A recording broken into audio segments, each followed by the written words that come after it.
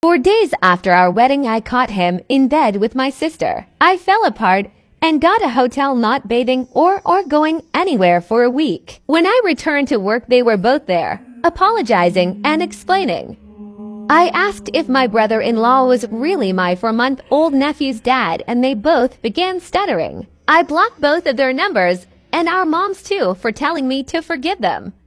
I moved into my best friend's guest house and started doing OnlyFans to save and move across the country. When they tried to come visit, my bestie answered the door with an electric turkey carver turned on, and they didn't come back. She had been telling me something was off, and she figured it out when my sister wore white to my wedding. 2 weeks later, I got a message from my brother-in-law on OnlyFans. He said, "You look great." I couldn't believe he subscribed and had been watching me. I went to his job the next day to talk. I asked, was he trying to get payback on my sister, and he had no clue of what I was talking about. I told him everything, and that they insinuated that he is not the father of my youngest nephew. He cried. A month later, my bestie was helping me move to Las Vegas, and we got word that they took a DNA test, and it is actually my ex's baby. She was put out, and they now live together.